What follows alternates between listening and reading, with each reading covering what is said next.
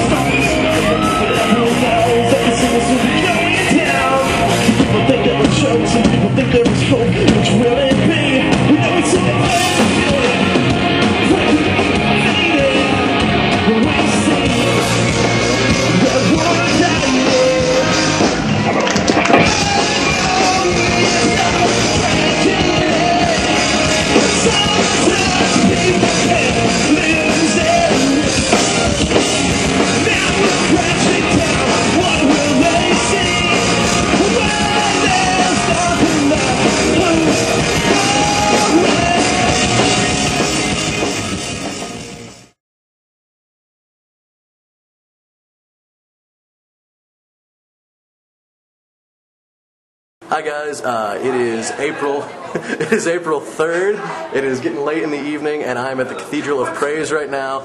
We just had a great show for This Beautiful Republic CD release party featuring we'll turn to Ben in a minute. He can't wait. Featuring Nevertheless, This Beautiful Republic, of course, Glass City Boys, and The Undeserving. So we thought it'd be interesting to just get a few words of wisdom from lead singer of This Beautiful Republic, Ben Olin, on their new release, Even Heroes Need Parachutes. So we'll turn this over to Ben right now. And there he is. Wait, is it called Even Heroes Need Parachutes? Is that what it's called? No, it's called Even Heroes Need a Parachute. I'm sorry. Because you can only really be saved one time. I see. Well, actually, we'll start. I was originally going to ask you why your pants are so tight, but we'll not. Why are they so tight? Because they look amazing tight. Okay, then we'll ask you. The title, Even Heroes Need a Parachute. Even Heroes Need a Parachute. What's the story behind that? We were kind of thinking about like what the general theme of the record was, and just kind of came up with the fact that like all the songs tend to just lead back to God, and like how we all get distracted with stuff that the world puts around us, and we all need Jesus. That's pretty much what it came down to. So we're like, well, what's a really creative way to say that and like emphasize that everyone really does without being really cliche, and I think that it did a good job of that. Cool. And can you tell us, I know that some of the kids that will be listening to this have heard me go on and on about your history, but for the sake of some of them that might not, can you tell us how you got to be a member of This Beautiful Republic, how you guys got to be on Forefront and all that kind of fun stuff, your journey? Well, the journey is a very, very long story, and I will try to condense it as much as possible. I joined a band called Peter's Cry approximately 1999, which was 8 years ago, and which makes me feel real old. That was the first time that like I'd ever been in a band and like tried to write original music or anything like that, and that was a chance for me to just kind of hone your skills and get better at songwriting and realize what works and what doesn't work. So it was definitely a good experience. It took like 6 or 7 years of just trying to get up to that point, and we put out a CD at the very end of just stuff that I was pretty proud of and thought worked really well. So I quit my job to pursue that full time, and 2 weeks later it broke up. So it was not the most wonderful experience of my life, but it turns out it was really God doing that. Mwah. It was really God seriously just breaking it down, because he had better things going on. He made TBR's singer quit, and it wasn't like this natural transition into, they lost their guy, I'll just go with them. I didn't like their band. I didn't like it. It was bad to me. So I didn't think like, I'll just go with TBR. I actually had to be convinced to even listen to their new stuff. And when I did, I was like, it's undeniably good songs. So I emailed them and asked if they wanted a temporary replacement or whatever. And it just turned into a permanent thing. And it's been amazing to watch God kind of orchestrate the whole thing and hook us up with Forefront, who is an amazing label. They're kind of relaunching the whole label with us. We're their first artist signing in 3 years, and we're excited. So. And can I ask about that? Because it seems to me, and you can correct me if I'm wrong, that you guys made a pretty drastic jump from kind of a regional and local band, and then all of a sudden the Forefront thing came along, and you guys have been doing a lot more touring, a lot more shows, and a lot more national exposure, things like that. How has that transition been? Not too bad. I mean, it's just playing shows, and like, I think for a lot of bands, it could easily change you. We're a pretty well-grounded band into understanding that none of us are extremely talented or like this great gift to music. So we just happen to be really like minuscule musicians who happen to play instruments well enough to perform them. So we're just grateful to be where we're at. And I don't think it changes anything for us. We just like to go make people smile and play good songs.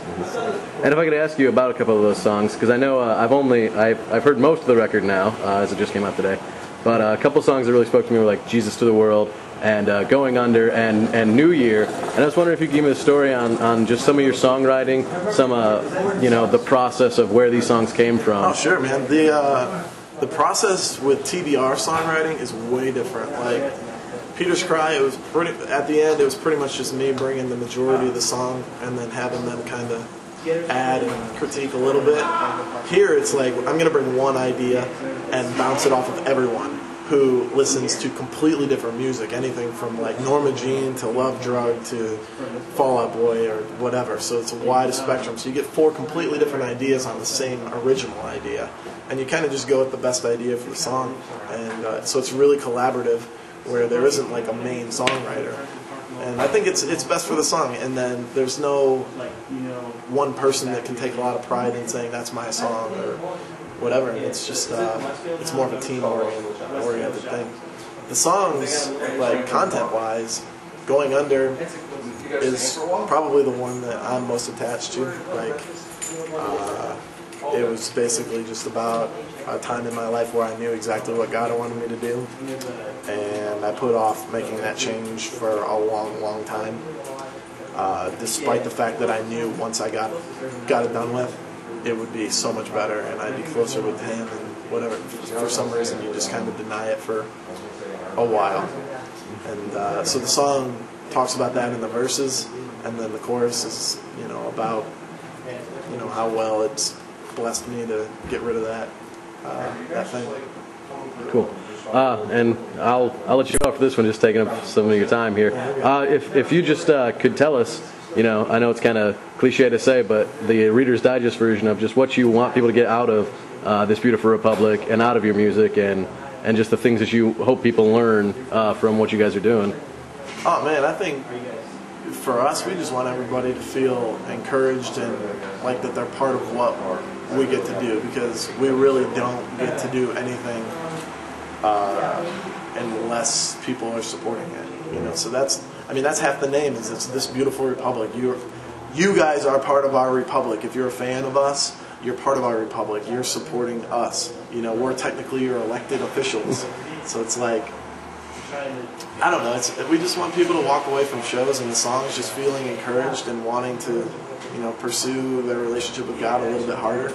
And if that happens just fractionally, that's fine.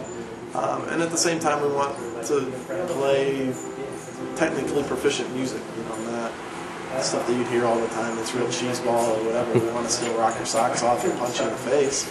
But punch you in the face can then encourage you to go with God. Very nice, very nice. All right. Well, I think that is all the time we're going to take for Mr. Ben Olin. We appreciate, sir. We'll get in here for a little pose. Oh, that's nice. We appreciate your time, sir. And everyone can pick up the record. And what's it called? So I don't screw it up. Even Heroes Need a Parachute. Out now, and it's excellent. Best Buy, Christian bookstores. Dude, we went to bestbuy.com today, and our CD is on there. Really? Well, there you go. You guys can pick it up bestbuy.com and Christian bookstores. It's a great record. Thank you, Ben, for your time. Thanks, dude.